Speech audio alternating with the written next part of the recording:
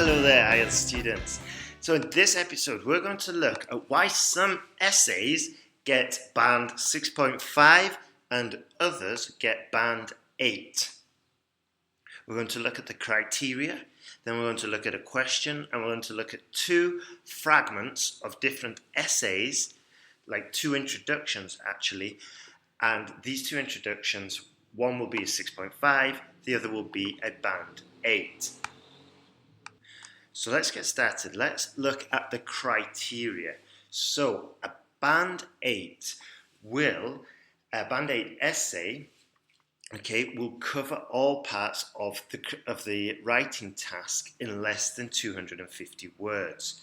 So you'll be able to, you will develop a solid response with specific examples to support your own ideas. So if you're writing about pollution, then you're going to give an example about pollution in China, and this is going to fit into your essay in a logical manner. Okay, you're not going to put it in your introduction, for example. It'll come later in your body paragraphs. And when you do present these examples, you're going to use these examples to support your ideas, your opinion, your position. Okay, and then while you're communicating all this, you're going to use connectors such as firstly, secondly, this to structure it, or connectors.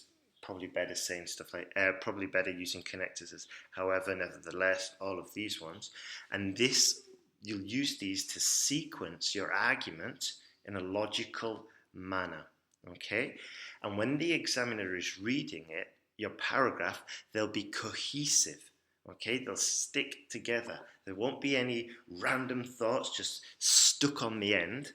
Okay, and it'll just make it really easy and clear to read. Okay, so this is what we're aiming for if we're going for a band 8. Logical, cohesive, well thought out structure with some solid examples. Now, with your grammar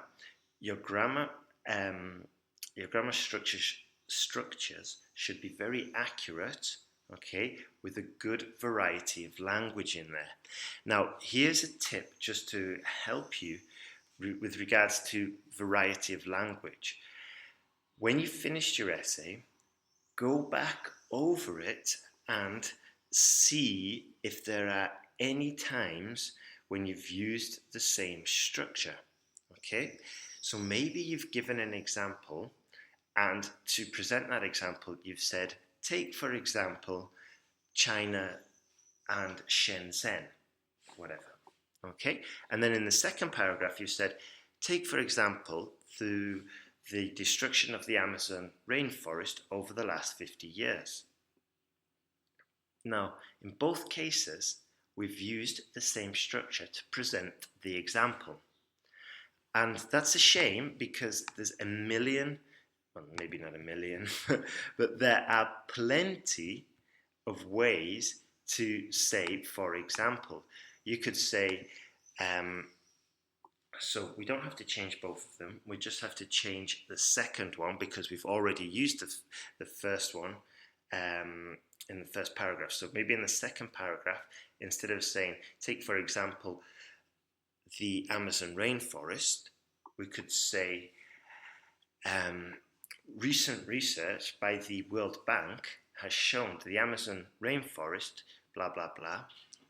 Or we could say, a study by Greenpeace showed the Amazon rainforest, blah, blah, blah. Okay, and what I want to say here is that there are different ways to present the same thing. So you can just go back, substitute in, substitute out, and just change and help and, well, yeah, just basically boost your own score. So now we're going to look at two fragments. We're going to look at the question first, and then we're going to look at two introductions and analyze these introductions. And I want you to guess what band score they got.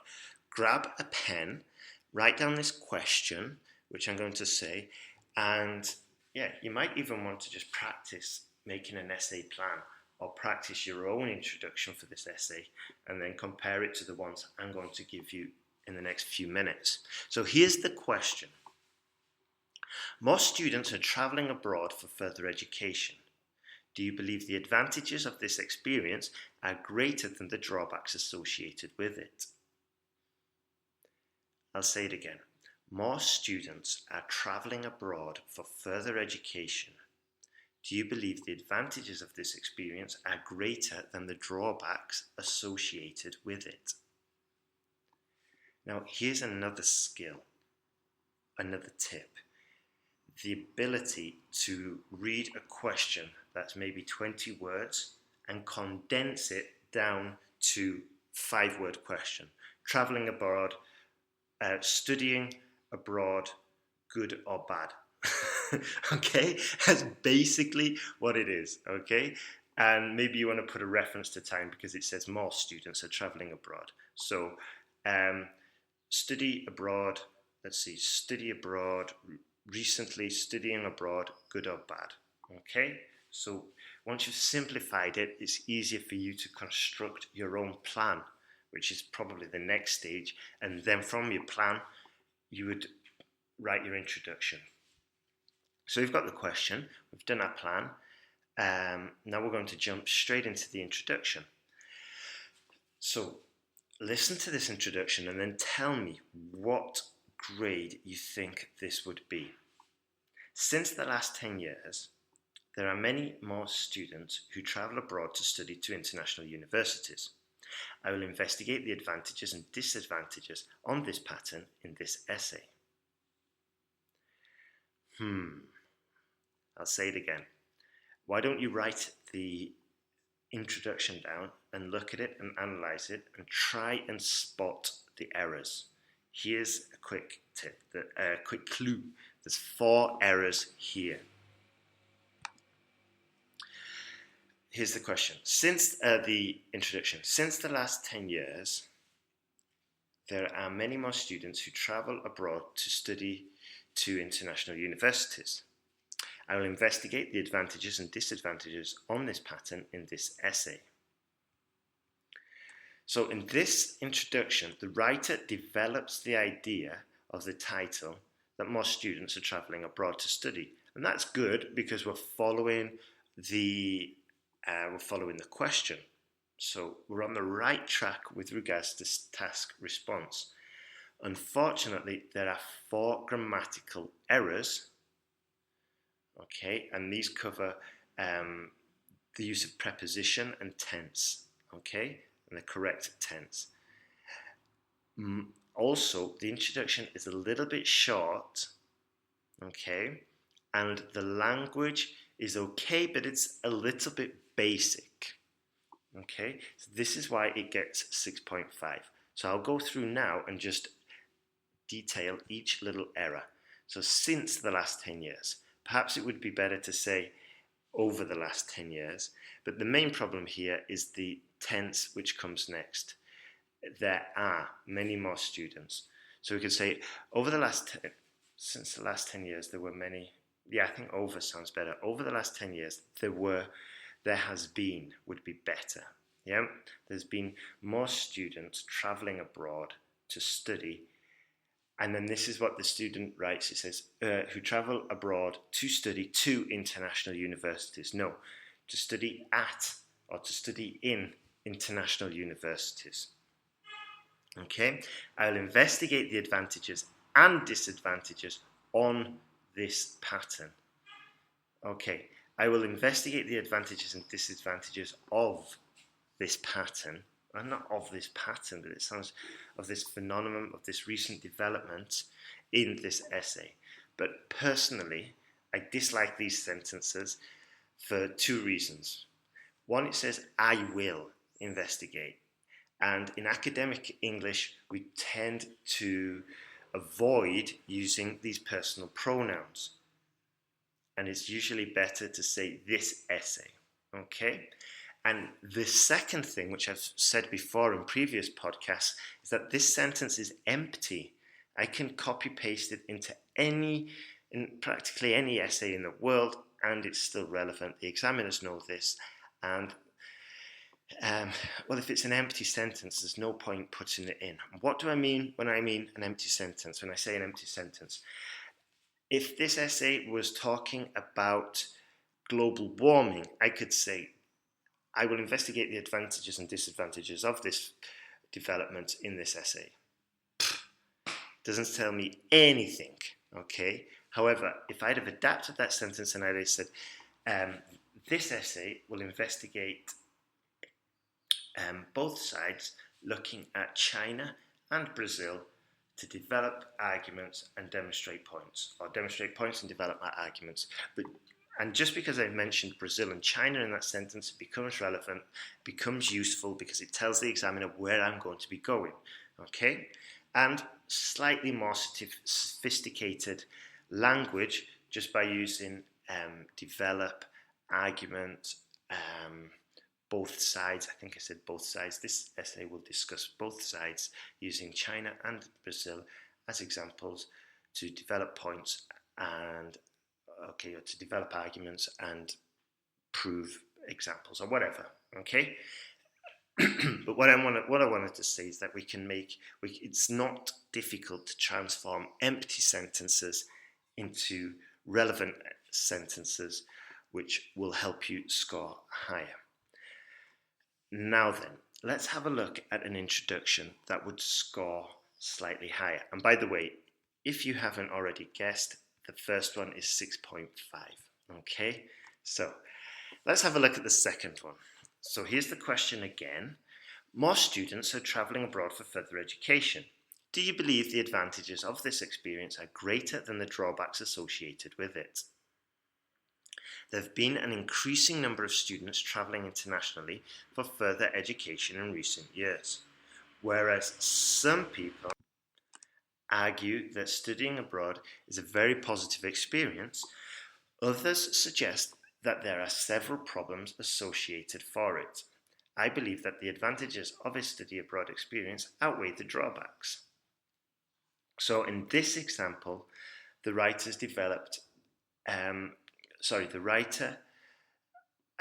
has shown a more developed introduction. Okay, they've referenced the pros and cons. They didn't fully develop the argument, they referenced them, which is what I was saying before. They're just touching on them, giving an example, showing very briefly where the essay is going. Okay, there's complex grammar and tense structures are accurate, as in the correct. There's hardly any mistakes, and here's a key point as well. The examiner used a linking word of contrast, whereas. Okay, so started the sentence with that. Whereas some people argue that studying abroad. Okay, and it's used accurately. So that's going to help the student. Now, did you manage to spot the error? I'll go over the introduction again. There have been an increasing number of students travelling internationally for further education in recent years.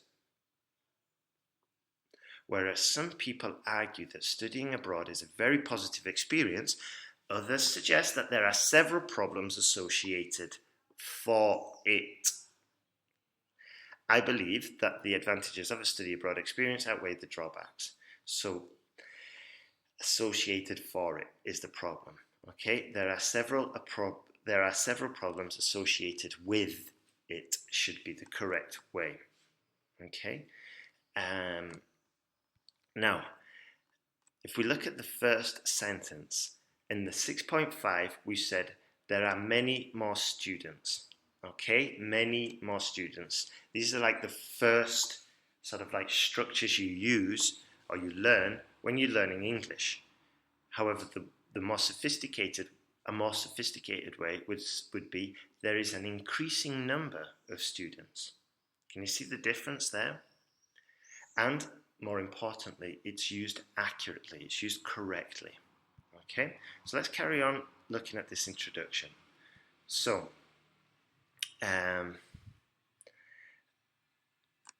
paragraph is coherent, okay? There's a wide variety of language, and yeah, it gives you an overview, like I said before, of where the essay is going. Let's carry on now and look at the first paragraph of the 6.5 essay, okay?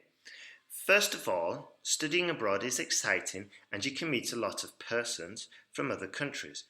You can find opportunities to study new subjects you are not finding at your hometown university.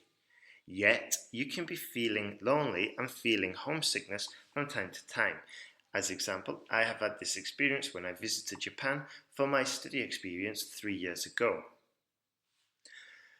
Hopefully, when you heard that, it didn't sound right, and hopefully as well you managed to identify the errors.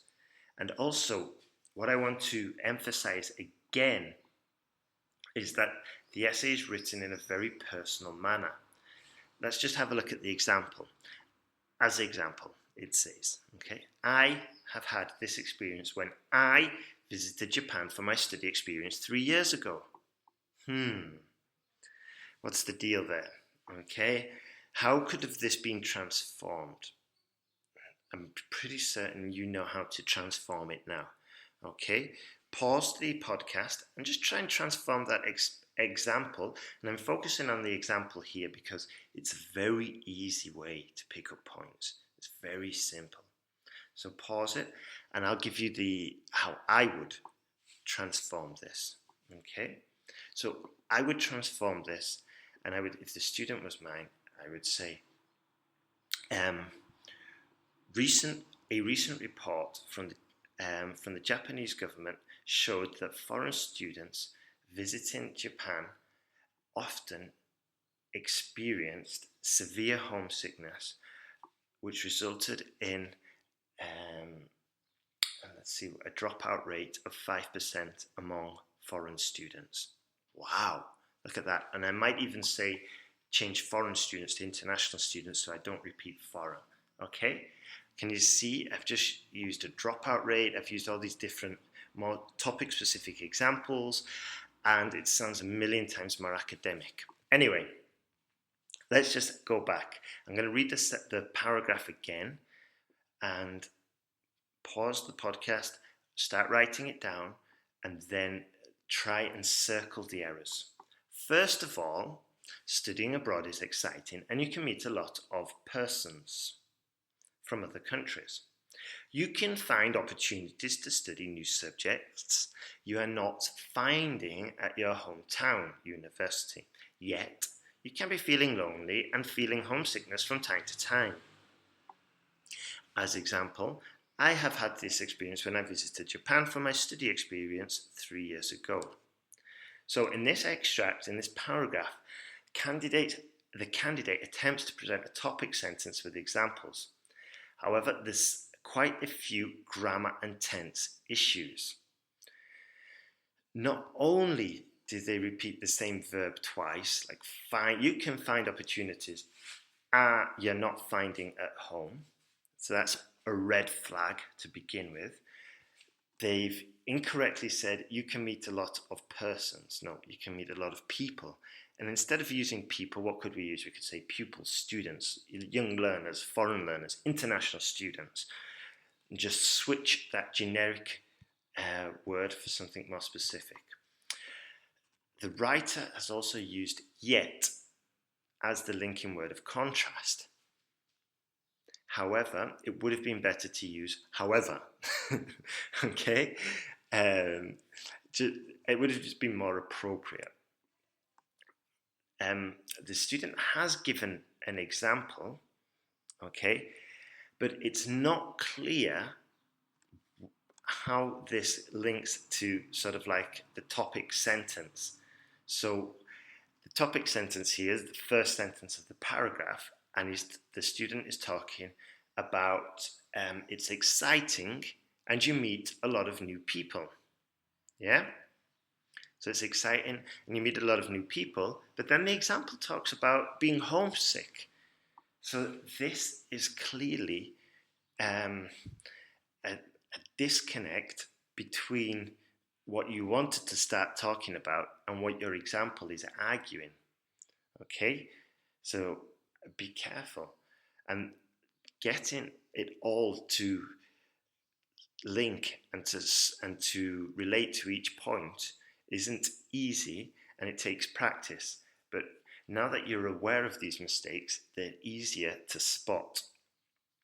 Okay. Now, the paragraph is understandable. We can read it, but they've used the word. Where is it now?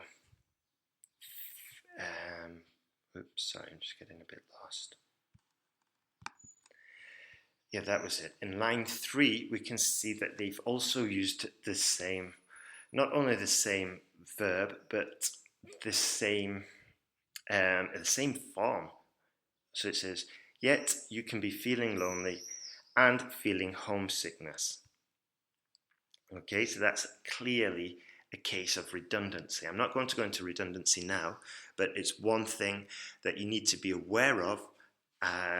Well, basically, I'll just quickly mention it, but if you've got the same word twice in the same sentence, or at least in the same paragraph, definitely in the same sentence, then there's probably an opportunity for you to restructure the sentence in a way that the word isn't repeated, but the message is still the same. Okay. Now, another problem, as we mentioned before, was that the example is a little bit weak. Okay, it's just their personal experience, and also the lack of confident structures, the lack of, probably a better word of, the lack of accurate grammar structure throughout the whole paragraph in practically every single sentence will definitely limit this paragraph this paragraph to a band score of 6.5. And of course, we all know that you don't get separate band scores for each paragraph, but if the rest of the essay was written in this style, you would obviously get a band 6.5. Okay, now let's have a look at the next paragraph. Okay, but the first paragraph for the band 8 essay. I'll read it to you now. If you want, grab a pen, write it down, get the skills working, and you can even analyze it afterwards and just try and dissect it yourself and just circle certain fragments of the sentence and say, okay, fantastic example, good grammar structure, sophisticated language, topic-specific vocabulary. Okay, let's see. First of all, a study abroad trip offers the opportunity to experience education in a new culture. For example, the Erasmus program allows Spanish students to attend university in the United Kingdom. These students can develop English language skills of the country they are visiting. Furthermore, they can learn in a system that is different to that of their home country. This is a truly invaluable experience for any person wishing to enrich their education. Fantastic. Okay, I'll read it one more time, and then I want you to go through and dissect it. Please do this, because it's really valuable for you. And if you can identify why this got a band 8, then it's going to be much easier for you to incorporate those elements into your own writing. So let's go. First of all, a study abroad trip offers the opportunity to experience education in a new culture. For example, the Erasmus program allows Spanish students to attend university in the United Kingdom. These students can develop English language skills of the country they are visiting. Furthermore, they can learn in a system that is different to that of their home country. This is a truly invaluable experience for any person wishing to enrich their education. Let's dissect it quickly. So the paragraph offers a topic sentence, okay, which is a good start. the writers also elaborates on the topic, okay, and it gives a very solid example of Erasmus, okay. Also, the students used a linking word, furthermore, and this helps develop the main idea. Gives you like additional points, okay? Additional, not points as in 3 points for using this structure or whatever, but it gives you additional points with regards to your argument, okay? So they've used connectors in a very precise way, which is good. And the vocabulary is varied and appropriate. So there's no repetition there. And when I say appropriate, I mean, look at the topic-specific vocabulary used. Study abroad trip, Erasmus program, attend university. Okay, we didn't say go to university, we said attend university. Then we used language skills. Okay, so there's lots of vocabulary, and plus look at the final sentence, an invaluable experience. Okay, enrich their education. Can you see these types of structures, this kind of vocabulary are what we should be aiming for. Okay, and how do we get this type of vocabulary? Well, we read lots of academic reports, lots of academic journals, lots of academic material, and we circle and we highlight and we get the whole structure, and then we experiment with it with our own words, and we get it evaluated, we get feedback, and basically the idea is that we're going to improve and start using these structures in our own writing and get feedback, like I said. Okay, so just to summarize, that paragraph got a higher score because it was cohesive. Okay, it developed the answer with very specific examples, used connectors, it maintained very clear argument using complex grammar and topic-specific vocabulary. Okay, now as I just mentioned before, that the way to get that vocabulary and to get those structures is to start reading, start copy and pasting from other journals, from native English writers, and then experiment and get feedback. Okay, and if you want to get feedback on your essay, you can send it to me and I'll correct it. I think if you sign up to IELTS Podcast, you can get your essay correction done for you. You have to pay. And yeah, it's just a small step on the right track towards your IELTS success. Okay, have a fantastic day. Carry on studying, carry on working hard, and eventually you will.